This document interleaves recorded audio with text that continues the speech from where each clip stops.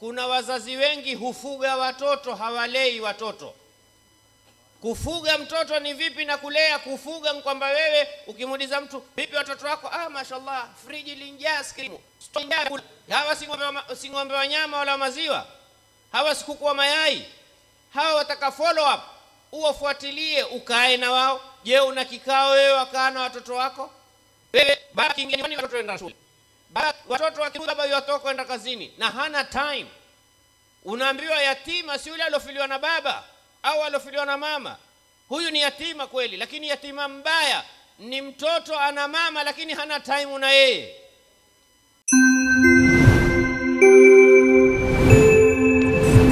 Ayuwa TV, ulimwengu kiganjani. Hapa tumesikia kasida ya Sayyidi Abdul Qadir Jailani qaddasallahu sirra. Yeye ni mdogo, mamake amsafirisha dogo, enda kutafuta elimu, achukue pesa afungue kwenye jaib ni sehemu ya kufunga vifungo hapa, apasue mweke pesa ndani yake, ambaye hii ni pesa, sababu njiani kuna majambazi wakikutafuta, angalau hapa si sana kushika, wao angalia kwenye nini, mifuko, na kuweka hizi pesa hapa zitakufaa, ngaa kikupokonya hii ibaki hapa.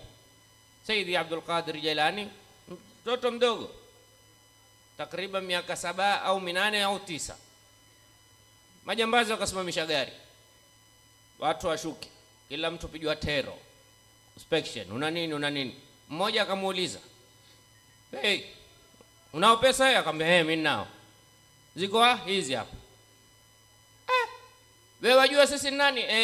Nyinyi sisi nani? Majambazi. Majambazi kazi yake nini? Sikutia Fatiha. Majambazi kazi yake ni kupokonya watu pesa.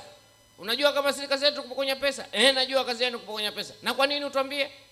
Sema mamangu alinitukua ahadi, akanambia mtoto wangu, ogopa kusema uongo. Ogopa kusema uongo. Yule akamchukua mpaka kwa mkubwa wa majambazi, shekhe la majambazi. Alipokwenda akamwambia, "Mmsikia huyu mtoto na maneno anayozungumza?" Akamwambia, "Maneno gani?" Sema, "Nimemuuliza una nini?" Asema, "Ana pesa." "Nimemuuliza tujua sisi nani?" Asema, "Najua." "Nyinyi nani?" "Majambazi. Kazi yenu kupokonya watu pesa." "Na kwa nini sasa useme?" Asema, "Nilimwahidi mamangu, alitukua ahadi kwa sitosema uongo, na mimi siwezi kusema uongo." Akamwambia, "Lakini mamako hako." Akasema, "Lakini Mungu wa mamangu huko." Mtoto mdogo. Kwa nini awe namna hii? Kwa sababu alipata malezi walomjua Mtume Muhammad sallallahu alaihi wa sallam.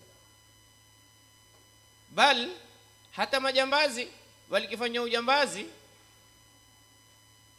ujambazi, lakini walikuwa wanasila baina yao wao na Mwenyezi Mungu Subhanahu wa Ta'ala. Akasema siku moja kuna watu washikwa na majambazi.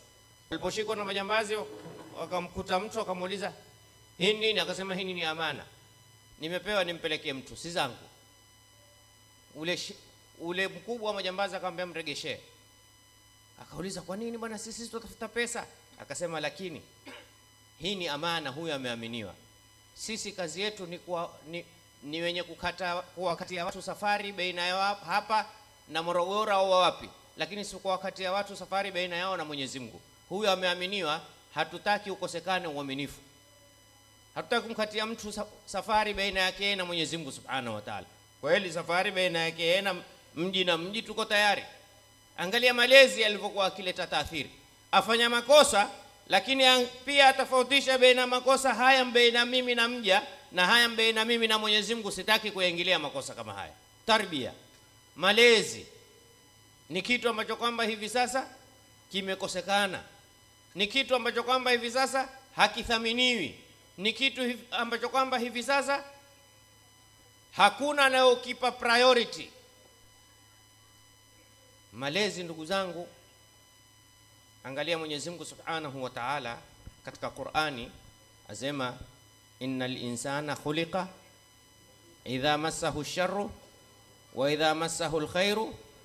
Ukiona katika Qur'ani kumekuja al-insan kwa ni kuwa ni mwanadamu kabla hajamjua Mwenyezi Mungu. Aya zote zimetaja insan, ikija kwa ya taarif ni mwanadamu kabla hajamjua Mwenyezi Mungu. Wal asri innal insana ni kabla hajamjua Mwenyezi Mungu. Maana mwanadamu kabla hajamjua Mwenyezi Mungu apenda kupewa, hapendi kutoa. Apenda kupata, hapendi kukosa. Apenda kutofanya, hapendi kufanya. Lakini mwanadamu baada ya kumjua Mwenyezi Mungu, shaitani ni kitu kingine sasa. Yeye kwake kutoa ni bora kuliko kupokea. Ndio kaona Mtume sallallahu alaihi wasallam asemaje? Waliyadul ulya khairun min yadi as-sufla. Mmoja alikuja kwa Sayyidina Ali bin Abi Talib akamwambia, ya Imam, tofauti ya mtu wa dunia na mtu wa akhira ni vipi? Hebu nipe na mimi tofauti nijue huyu mtu wa akhira na huyu mtu wa dunia. Akasema, akaja mtu akikuomba wewe 1000 na akaja mtu akakupa wewe laki, utampenda yupi? Sema nitampenda yule alonipa. Sema kwa sababu yule amekupa dunia na yule anayekuomba ukimpa wewe yampa akhira. Hali ni nini? Sasa mwanadamu kabla hajamjua Mwenyezi Mungu bado yeye inal insana la fi khusr, lakini baada ya kumjua Mwenyezi Mungu hakuna jambo lolote alifanyalo ila mwanzo angalia natija yake kwa Mwenyezi Mungu Subhanahu wa Ta'ala.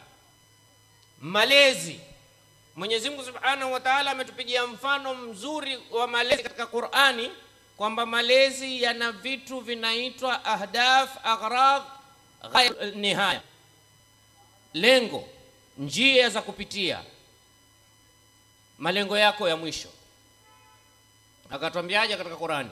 Allahu alladhi sakhara lakumul bahra litajriya alfulk biamri walitabtaghu min fadli. Lakini lengo kubwa wala'allakum, hili ndio lengo kubwa. Taskhir, Mungu asema Allahu alladhi sakhara lakumul bahra, ni yeye tu amewalainishia hii bahari.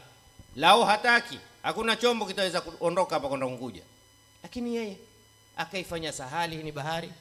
Si mahodari wenye kuunda vyombo, na uhodari wao vyombo bahari kichafuka haijui chombo gani, kinapigwa wimbi chombo kikenda harijajo, kikaangukilia mbali, kikazamilia mbali, kikatafutwa kisionekane.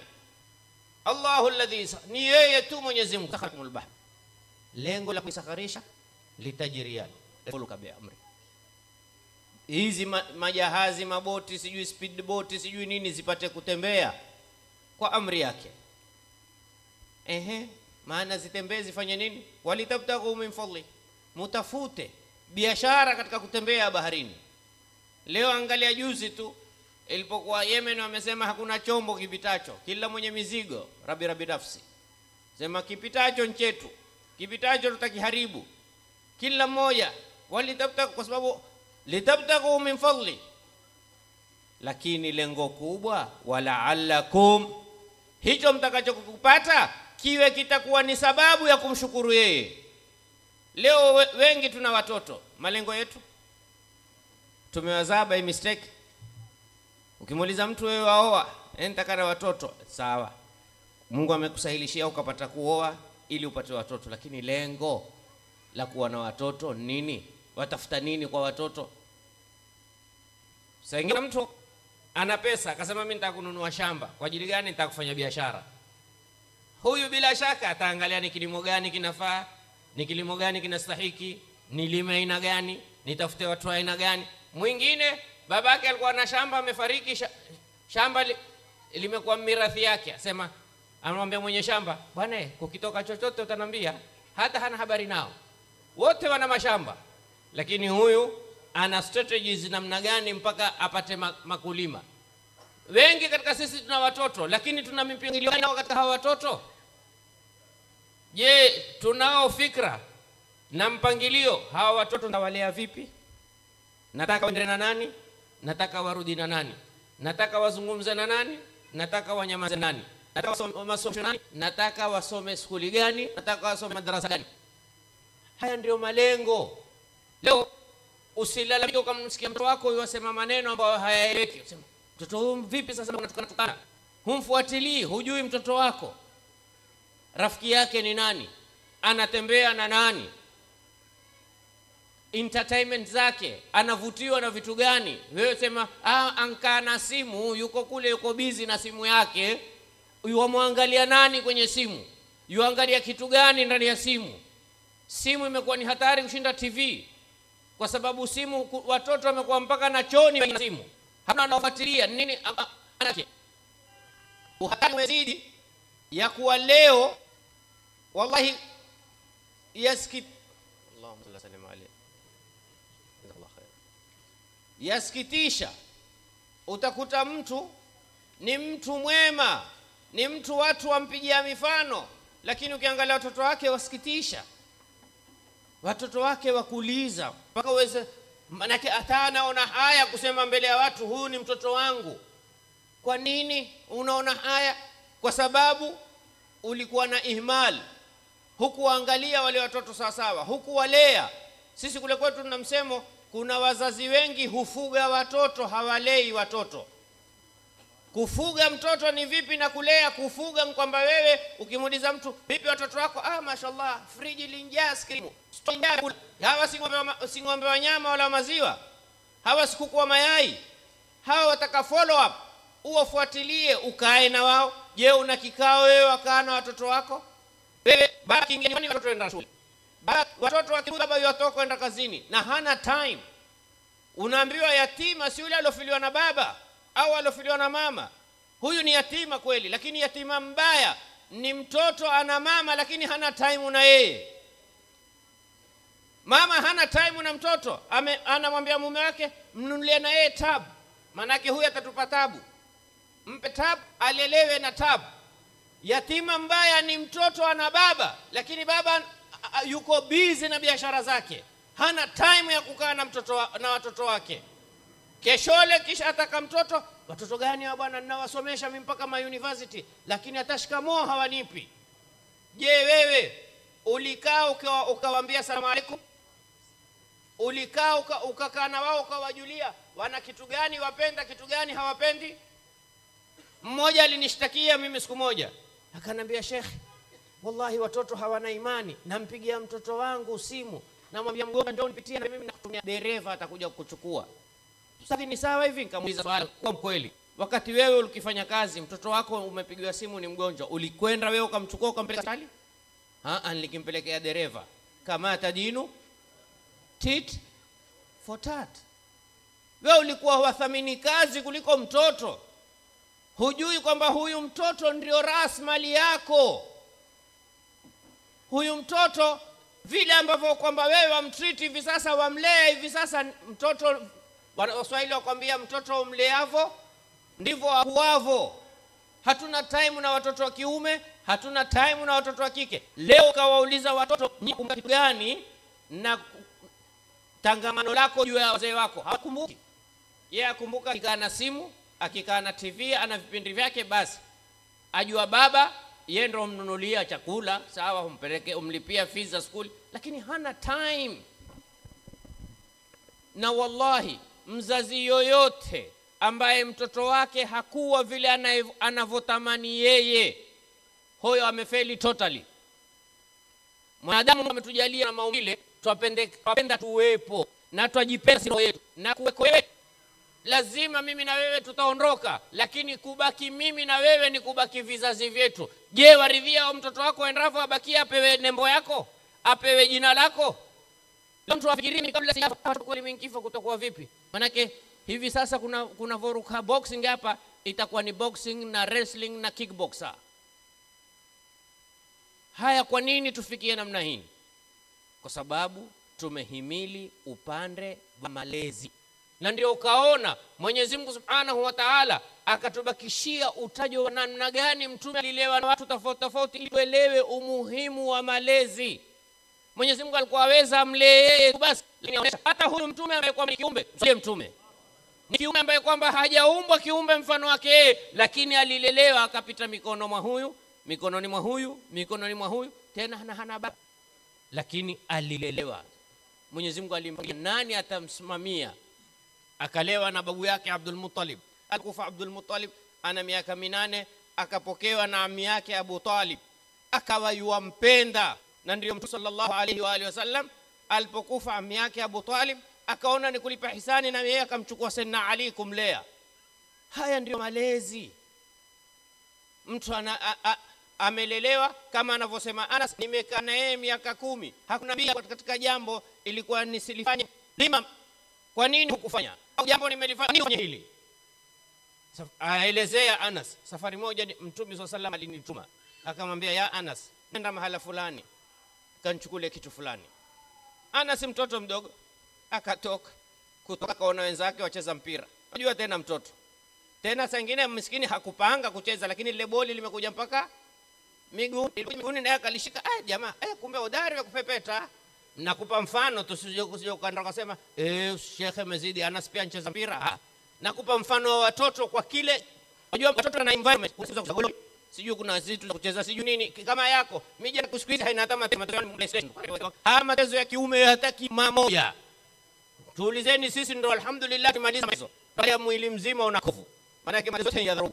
Hakuna matezo kwenye tiles. Sasa watoto wanacheza kwa tiles wakati pia sisi tunana majiwe.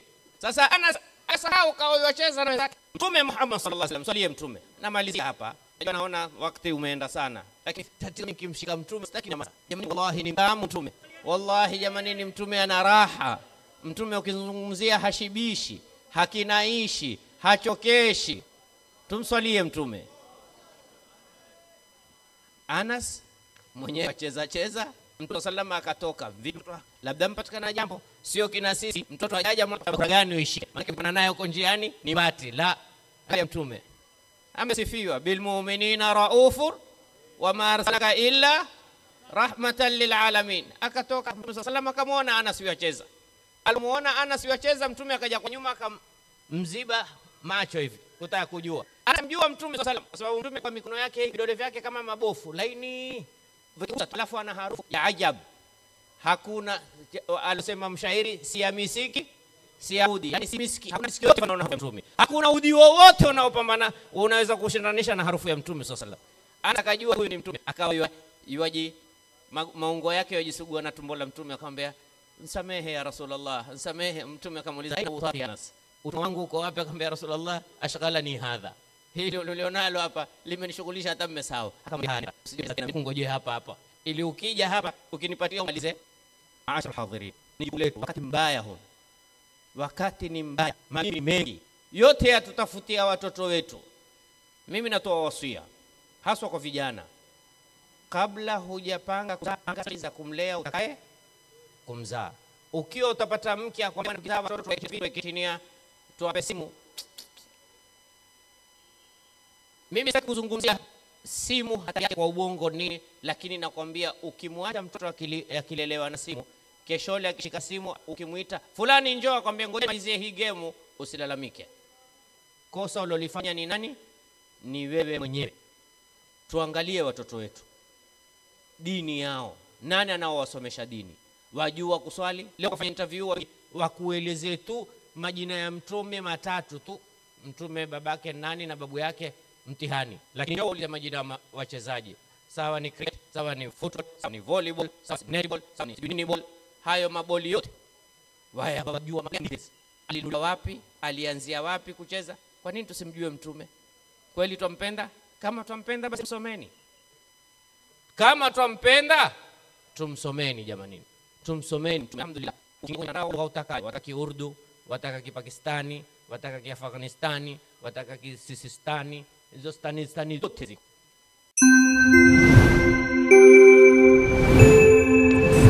Ayo TV, ulimwengu kiganjani.